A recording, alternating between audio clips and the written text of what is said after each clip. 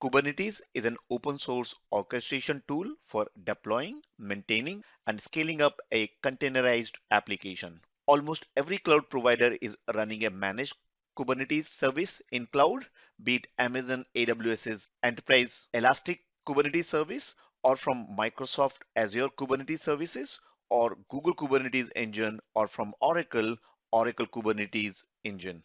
The architecture of Kubernetes includes a master node and one or more worker node. The master node processes include API server, controller manager server, scheduler, etcd, and then worker node includes things like pods or agents like Kubelet, cAdvisor, or Kube-proxy. What are these different components? What are role of each of these and how they talk to each other?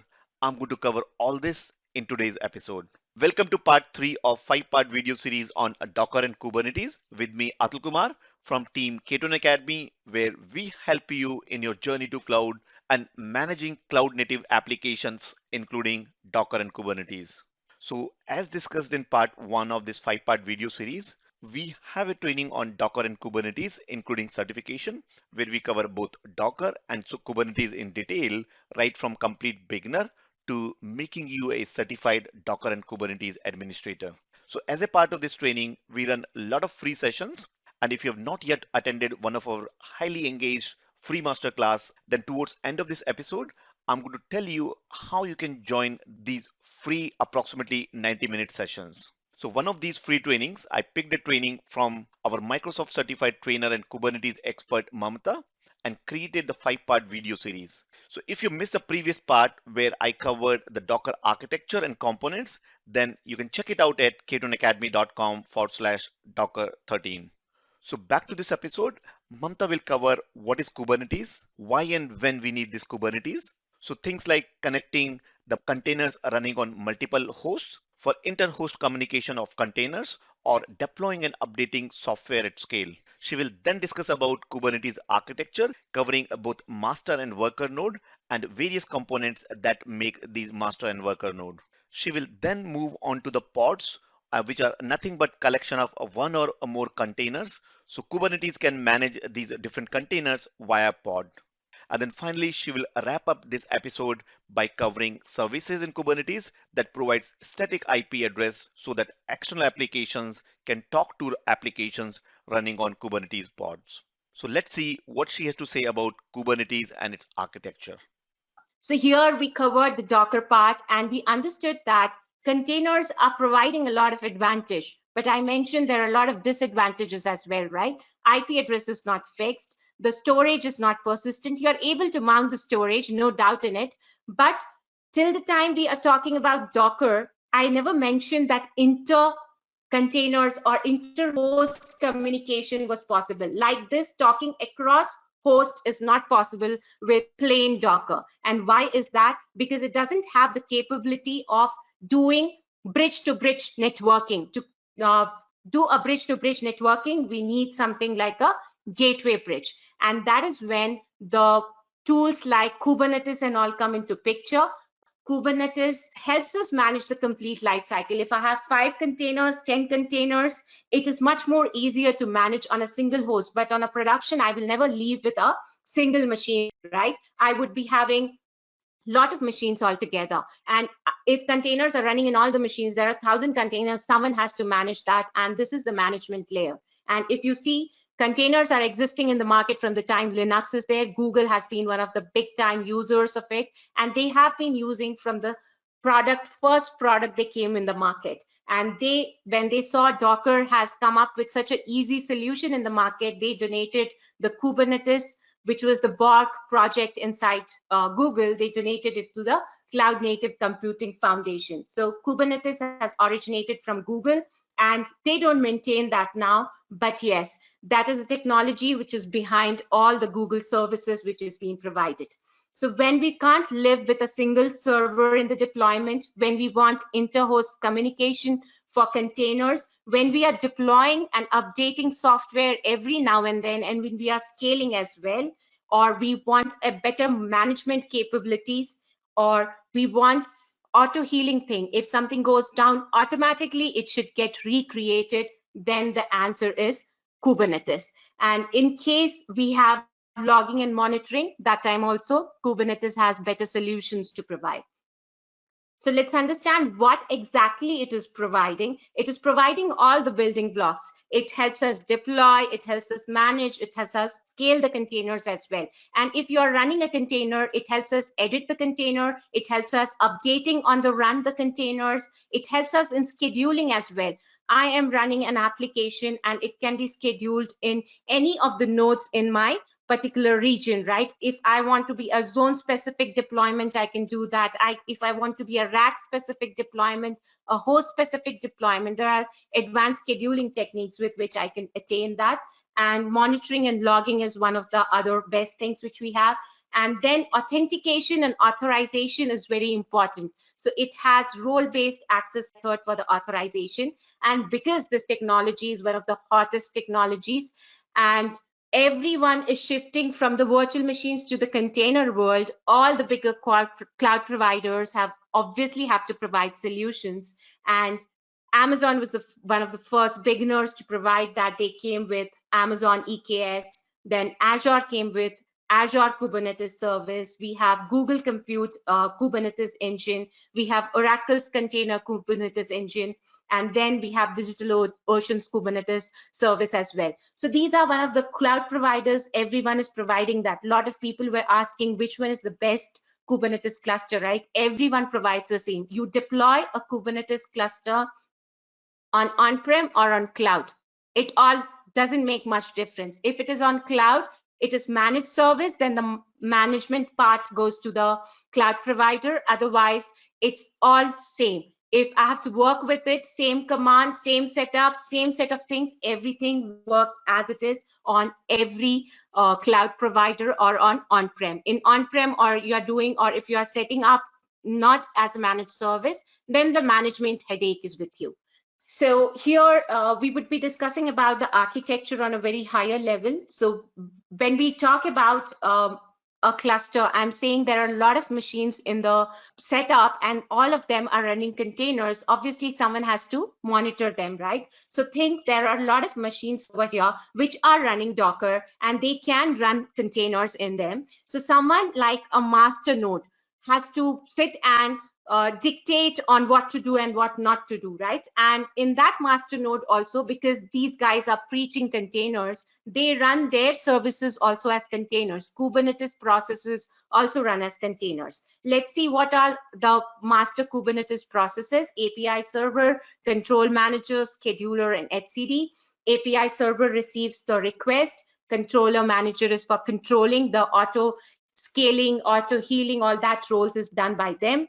And then the scheduler is there. Scheduler does the scheduling part of it because we are no more on a single host. I create a container and runs on that host. That question is not there. Now the question is where this container would get placed in the cluster. So scheduler is the one which takes the decision. And then we have the etcd, which is the configuration map. We have to back up this guy pretty well so that we have the complete configuration saved with us. In case something happens to our cluster, you can restore back from your etcd. So if you have an admin guy and you are setting up this complete cluster, master comes up with these roles and processes, and the worker nodes comes with the agent. Kubelet is the agent with the cAdvisor. It comes up together. cAdvisor helps us in monitoring the resources utilized by the containers which are running on that particular node.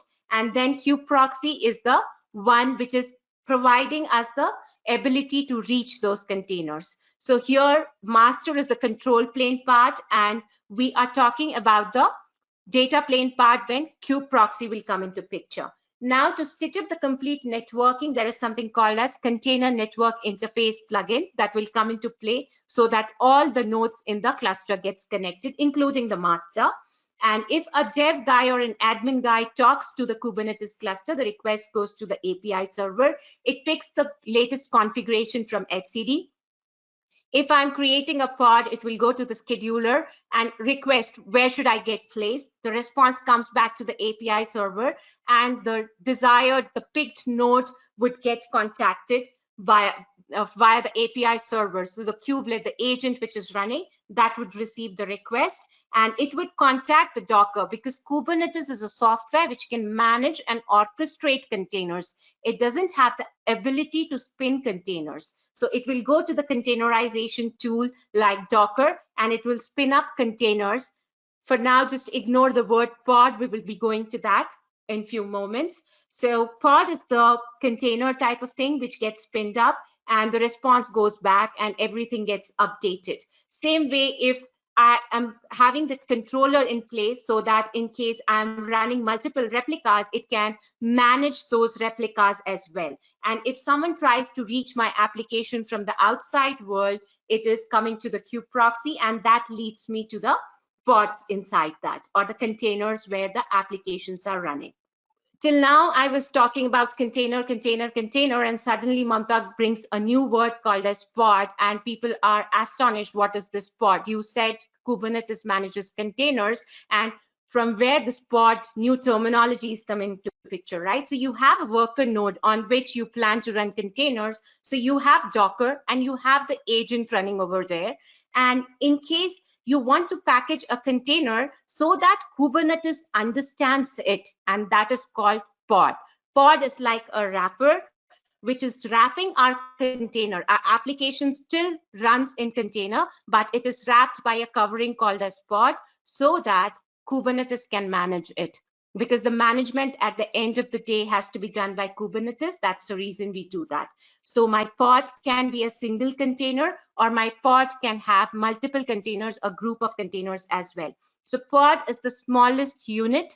I can bring up a pod with a single container, or I can bring up my pod with a group of containers as well. And when we are bringing up them, how containers used to get IP addresses, the IP addresses are tied up to the pod now. And when we are tying up these IP addresses to the pod, containers would be sharing the port namespace or the port network port space inside the pod's IP address. So just imagine, giving a very silly example, pod will get an IP address at 1.2.3.4, then container can open a port 80 and listen on 1.2.3.4:80. If I have two containers, one can listen on 80 and one can listen on 81. So when we keep multiple containers inside a pod, when there is real a necessity. Someone had posted a question. I hear the terminology of microservices a lot. Yes, when we are talking about microservices, containers comes handy with it, because when we are saying it's a microservice, it's a very small application, and we can bring very small application in a virtual machine. It will ruin the resource utilization, but we can bring a very small application in a container, and that gives us the maximum utilization of the resources. So when we are saying microservices, microservices are running as containers. Just to correlate what exactly is a microservice, suppose everyone does shopping on Amazon.com, right? You have an authentication and authorization service. You have a product catalog. You have, say, billing. You have customer liking things, the customer reviews. So each is a different service. Have you ever seen Amazon showing, for not for very rare case, the doggy comes into the picture, right? But in case it would have been an application which has clubbed everything together, if one thing goes wrong, everything stops working. So here, every application, authentication is an independent application which is running in one container, authorization is running in one container, billing is running in one container, you are running product catalog in one container. Like that, you have distributed. It's a distributed microservice architecture, and they talk together and make the complete application. In case something is not working, you will not realize. So life has become easy. Applications are always up, but life is much more difficult as well, because when they were sitting together, they were talking well, and there was no latency and all. Now I'm spreading them across hosts. So network latency and a lot of things comes into picture, right? So microservices, container, Docker all come together when we are talking about all these technologies, and Kubernetes is the one which helps us manage them. So coming back to this, I said pod gets a dynamic IP address, and it's not a static IP address. So if the pod restarts, the IP address changes. So just imagine I have a database running inside a container and my IP addresses changes. My web app can't reach my database. And then that's a big trouble, right? So for that case, they bring up a static component called as service. And when we have a pod running a container, it gets an IP address, but it gets a static IP address with a service. Now you will say, Mamta, when container goes for reboot, IP address can be regenerated or released and recreated, right? Then why service can't lose its IP address? Because service is not a process which is running. Service is just like an entry in the system. We have allocated an IP address, and unless and until you go and delete the service, the IP address will not be lost. So we would reach the database using database service IP, and then we would reach to the containers. So service is providing us the static look over there. So here service provides to solve that connectivity issue, which we have in containers of the dynamic IP address. It provides us a static IP address. It helps us expose our application to the outside world or within the cluster as well. So that's the beauty of services.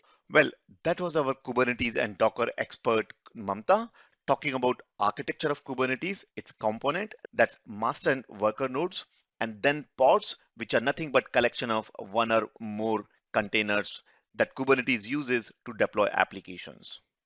So now, as I said at the start, if you're interested to attend approximately 90-minute free training where we talk about everything related to Docker, what is Docker, their architecture, networking, storage in Docker, and then we look at Kubernetes. What is Kubernetes? How is it different from Docker? And then we'll also talk about the certified Kubernetes administrator. That's one of the high in demand skill and the certification you must do.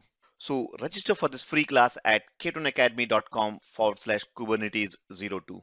Now in the next fourth part of this 5-part video series, I'll bring Mamta back where she will cover configuring highly available applications using multiple replica worker nodes and how the application running on these pods stay highly available when the containers fail from one node to another node. We'll also talk about the 22 hands-on lab that we recommend in our Kubernetes training that will not only help you in clearing the Kubernetes certification, but it'll also help you in job. So what these 22 lab exercises you must be doing. We'll talk all about this in next episode. So if you have not yet subscribed to our YouTube channel, then go and subscribe at youtube.com/Ketone Academy so that you get notification when this next video comes out. Well, that's all from me, Atul Kumar from Team Ketone Academy, where we help you in your journey to cloud and cloud native applications running on Docker and Kubernetes. I'll see you next week with highly available Kubernetes application. Till then, take care.